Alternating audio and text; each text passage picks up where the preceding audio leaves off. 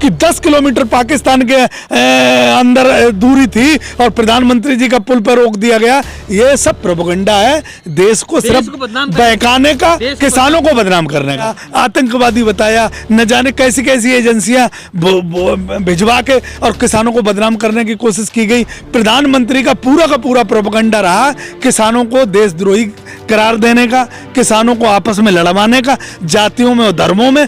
ये सब नहीं चला। इस उत्तर प्रदेश के बाबा मुख्यमंत्री को किसी भी तरीके से जनता देखना नहीं चाहती। सारी रैलियां इनकी फ्लॉप हो रही है। तो हिंदुओं में भी एकजुट, जब बेटी का बलात्कार होता है, दलित के लिए तुम्हारे पास अलग नीति है, ओबीसी वर्ग है जो उसके लिए आपके पास अलग नीति है, एक स्वर्ण समाज है उसके लिए एक अलग नीति है। तो हिंदू कहाँ इकट्ठा होगा? और वो जैसे ही इलेक्शन खत्म हो जाएगा, बाबा योगी आदित्यनाथ जी फिर बिजली के रेट बढ़ा देंगे, जैसे डीजल और पेट्रोल का बढ़ाते हैं। तो भारतीय जनता पार्टी देश के साथ, किसानों के साथ धोखा कर रही है, यहाँ के नौजवानों के साथ धोखा कर रही है। 2017 से पहले अगर किसी ने कोई गलती की उसे जेल जाना होता था। आज फर्क साफ है कि वो मंत्री क्रिकेट खेलता दिखा है, उसे कुलदीप सेंगर जैसे और टहनी जैसे लोगों को बचाया जाता है। फर्क ये है, 2017 से पहले जब आपको कोई लाभ देना होता था तो आपकी जाति और धर्म नहीं देखी जाती थी। आज आप कहीं भी जाओगे, किसी भी संस्था में चले जाओगे, आपका धर्म देखा जाएगा, आपकी जाति देखी जाएगी। जो बनारस वाला पुल गिरा था, मुझे बता दो एक आदमी भी जेल गया हो? जो जहां क्राइम होता है, जितने घोटाले हुए, होमगार्ड घोटाला हुआ, बिजली घोटाला हुआ, इनके यहाँ जितने भी घोटाले हुए, मुझे एक बात बता दो, कोई जेल गया हो? देखो, प्रधानमंत्री जी हमारे जो है एक्टर बहुत बढ़िया हैं। एक एक्टिंग का पार्ट है ये।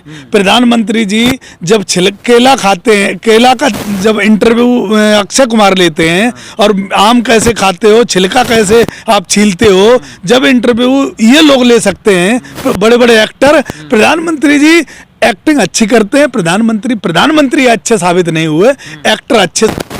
उसी का एक पार्ट था जो वहाँ था पंजाब का।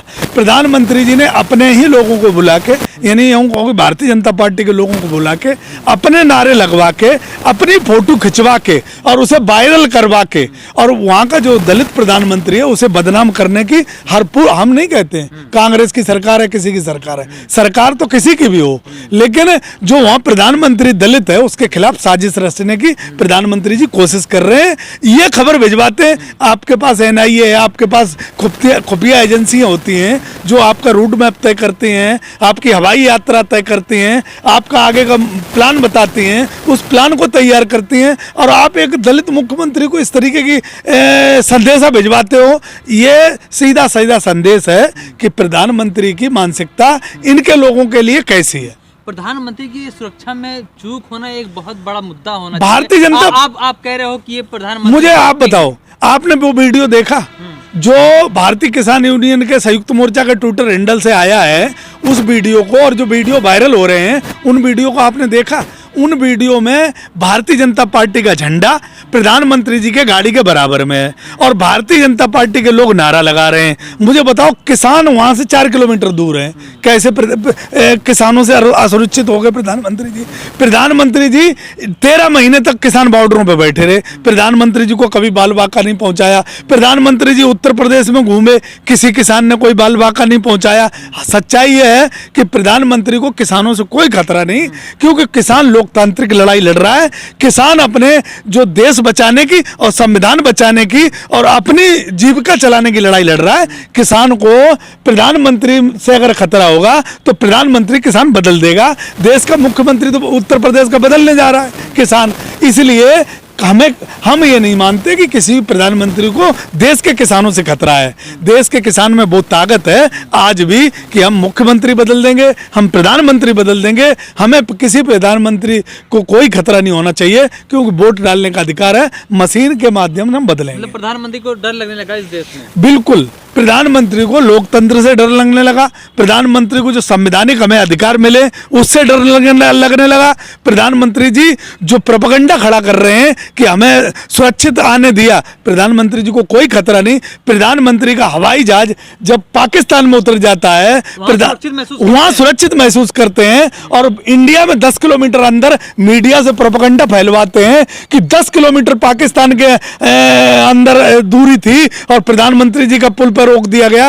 ये सब प्रोपेगेंडा है, देश को सिर्फ बहकाने का, किसानों को बदनाम करने का। आप ये देख लो, देश नहीं बदनाम होगा, देश बदनाम हो रहा है। प्रधानमंत्री जी को इससे कोई लेना देना नहीं। प्रधानमंत्री जी किसानों को बदनाम करना चाहते हैं। लाल किले पर प्रोपेगेंडा खड़ा किया गया था, जो वो दीप से दूध से झंडा फहरवाया गया, वहां प्रधानमंत्री जी ने किसानों को लड़वाने की, हिंदू मुसलमान करवाने की साजिश की। जो दलित एक काटा गया था, जो निहंगों द्वारा, वो 30,000 रुपए लाके जो प्रोपेगेंडा खड़ा किया गया था, वो मर्डर करवाया गया था। उसमें प्रधानमंत्री जी ने पूरा किसानों को पाकिस्तानी बताया, खालिस्तानी बताया, आतंकवादी बताया, न जाने कैसी कैसी एजेंसियां भिजवा के और किसानों को बदनाम करने की कोशिश की गई। प्रधानमंत्री का पूरा प्रोपेगेंडा रहा एक को देशद्रोही करार देने का, किसानों को आपस में लड़वाने का, जातियों में और धर्मों में। ये सब नहीं चला, इसलिए ये एक स्टैंड है उनकी। भारतीय जनता पार्टी के या प्रधानमंत्री की रैलियों में भीड़ नहीं हो रही, लोग इनसे निराश हैं, नाराज हैं। जो इन्होंने वादे किए थे वो एक भी पूरे नहीं किए, लोग इन्हें बदलना चाहते हैं, इसलिए एक नया इनका स्टैंड है कि इस तरीके से। हो सकता है लोग कम आ रहे हों। देखो, कोरोना की वजह से लोग कम नहीं आ रहे हैं, इनसे नाराज हैं। कोरोना की वजह से प्रधानमंत्री जी थाली बजवाते हैं, कोरोना में लॉकडाउन लगा देते हैं और सपने दिखा देते हैं। और अब की बार प्रधानमंत्री जी कोरोना आ रहा है, दोबारा फिर जबरदस्त केस बढ़ रहे हैं, क्यों नहीं थाली बजवा रहे हैं? क्योंकि प्रधानमंत्री जी के कहने से एक व्यक्ति भी थाली नहीं बजाएगा। इनके बस मंत्रिमंडल और जो स्मृति ईरानी जी हैं वही थाली बजाएंगी और कोई थाली नहीं बजाएगा। इसलिए प्रधानमंत्री जी अब अपनी लोकप्रियता खत्म होते देख के घबरा रहे हैं, तो इस तरीके के अब आरोप लगा रहे हैं। ये आरोप देश के लिए ठीक नहीं है, हमारे संविधान के लिए ठीक नहीं है, लोकतंत्र के लिए ठीक नहीं है, किसान के लिए ठीक नहीं है। इन आरोपों को पहले दिन से किसान मोर्चा और एक एक किसान खारिज करता है कि किसान को प्रधानमंत्री से कोई खतरा नहीं है। अभी आप एक्टिंग कह रहे थे कि प्रधानमंत्री की एक्टिंग, अगर ये एक्टिंग है तो किस मुद्दे को भटकाना चाहते हैं, डाइवर्ट किस मुद्दे को? ये जो जनता इनको वोट नहीं देना चाहती है, हाँ। जनता इनसे अब किसी भी तरीके से पिंड छुटाना चाहती है। उत्तर प्रदेश में ले लो, उत्तर प्रदेश के बाबा मुख्यमंत्री को किसी भी तरीके से जनता देखना नहीं चाहती, सारी रैलियां इनकी फ्लॉप हो रही हैं। धर्म संसद में नहीं जिता पाएगा, मैं कह रहा हूं ना आप, उत्तराखंड में उत्तर अरे आप संसद हो रहा कुछ उत्तर तो धर्म संसद में कर क्या रहे हैं? धर्म की बात कर रहे हैं? नहीं कर रहे हैं। एक विशेष समुदाय के खिलाफ की बात कर रहे हैं। क्यों कर रहे हो भाई? हिंदुओं को एकजुट कर रहे हैं। हिंदुओं को एकजुट, हिंदुओं में भी एकजुट। जब बेटी का बलात्कार होता है, दलित के लिए तुम्हारे पास अलग नीति है, ओबीसी वर्ग है जो उसके लिए आपके पास अलग नीति है, एक सर्व समाज है उसके लिए एक अलग नीति है। तो हिंदू कहाँ इकट्ठा होगा? हिंदू को आप इकट्ठा करना चाहते हो सिर्फ वोट के लिए। जब हमारे साथ अन्याय और अत्याचार होता है तब हम ओबीसी हो जाते हैं, जब हमारी बेटियों को बलात्कार होता है वाल्मीकि समाज की, तब रात को जला दी जाती है, तब हम हिंदू नहीं रहते हैं। ओबीसी की जनगणना की बात तो आप भी करते हो, तो ओबीसी की जनगणना होनी चाहिए ना, क्योंकि आप हिंदू सबको बना लेते हो। और जब हमारे आरक्षण की और जब हमें लाभ देने की बात आती है तो आप खास इम्यूनिटी को देते हो। जब आपने कहा था कि ब्राह्मणों को हम आरक्षण दे रहे हैं, आपने एक सीमा जो संविधान पार कर दी, आप क्रीम लेयर के बजाय लाके और ओबीसी का नुकसान करते हो। तो ओबीसी चाहता है ना कि हम कितने लोग हैं, हमारा लाभ हमें कैसे दोगे आप? तो इसकी जनगणना इसलिए ओबीसी चाहता है और मुझे लगता है कि जायज है। बाबा योगी आदित्यनाथ जी इसलिए डर गए, ये अखिलेश यादव जी ने कह दिया कि उत्तर प्रदेश में बिजली किसान का जो शोषण हो रहा है, इतनी महंगी बिजली दी जा रही है, उन्होंने फ्री कर दी। बाबा योगी आदित्यनाथ जी को मजबूरी में ये बिजली अब कुछ कम करनी पड़ी, और वो जैसे ही इलेक्शन खत्म हो जाएगा, बाबा योगी आदित्यनाथ जी फिर बिजली के रेट बढ़ा देंगे, जैसे डीजल और पेट्रोल का बढ़ाते हैं। तो भारतीय जनता पार्टी देश के साथ, किसानों के साथ धोखा कर रही है, यहाँ के नौजवानों के साथ धोखा कर रही है। तो इसलिए इनकी भीड़ की, इनकी रैलियों में और भीड़ सिर्फ अधिकारियों को जिम्मेदारी दी जा रही है। जिस तरीके से जिला पंचायत पे इन्होंने कब्जा किया, वो कब्जा इन्हें नहीं दिखाई दे रहा है कि हम जनता के वोट पे कब्जा कर पाएंगे, इसलिए ये घबराए हुए हैं, हताश हैं, निराश हैं, इसलिए ये प्रोपेगेंडा रच रहे हैं, देश के किसानों को बदनाम कर रहे हैं। फर्क साफ है, उत्तर प्रदेश में 2017 से पहले क्या होता था, अब क्या हो रहा है, फर्क साफ। 2017 सुरक्षित रहती थी। 2017 में वन डिस्ट्रिक्ट वन प्रोजेक्ट का कोई झूठी अफवाह नहीं थी 2017 से पहले।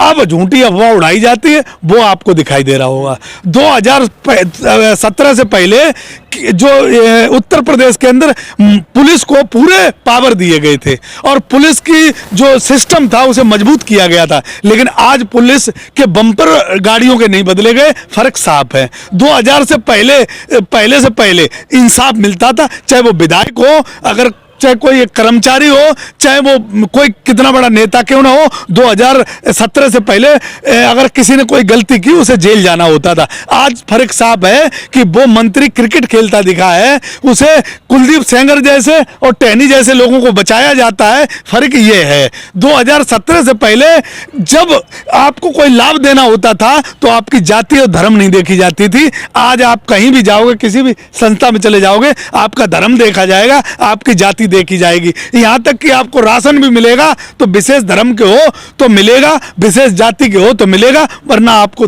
राशन भी नहीं मिलेगा। आज की डेट में और उस समय में ये फर्क, राशन ही नहीं बांटे जाते हैं। तो इनके यहाँ सिर्फ जो अब क्या है उत्तर प्रदेश के अंदर, मुझे आप बताओ कि भ्रष्टाचार हुआ, जो बनारस वाला पुल गिरा था, मुझे बता दो एक आदमी भी जेल गया हो। जो जहां क्राइम होता है, जितने घोटाले हुए, होमगार्ड घोटाला हुआ, बिजली घोटाला हुआ, इनके यहाँ जितने भी घोटाले हुए, मुझे एक बात बता दो, कोई जेल गया हो? क्योंकि हर चीज को छुपाया जा रहा है और सिर्फ काली कोठरियों में इनके काले कारनामे होते। देश की जनता सारी समझ गई है, अब ये किसी भी तरीके से जमीन पे नहीं पहुंच पा रहे। देश में आक्रोश है, देश का उत्तर प्रदेश देखना नहीं चाहता, इन्हें किसी भी तरीके से सत्ता में रहने लायक नहीं है ये, इसलिए सब छुपाने के लिए और बहकाने के लिए प्रोपेगेंडे रचे जा रहे हैं। उत्तर प्रदेश में बाबा योगी आदित्यनाथ कहीं से कहीं तक समझ नहीं पाए कि उत्तर प्रदेश कैसे चलेगा, क्या होगा, इसीलिए लड़ाई लंबी है, इसलिए लोग अब इनसे इनका मोह भंग हो रहा है। 2017-22 में वापसी होगी? नहीं होगी, क्योंकि 2017 में काम नहीं बता पा रहे हैं। बाबा योगी आदित्यनाथ जी की हर रैली में देख लो आप, हिंदू मुसलमान की बात करेंगे, मुसलमान की बात करेंगे, क्राइम हमने खत्म कर दिया।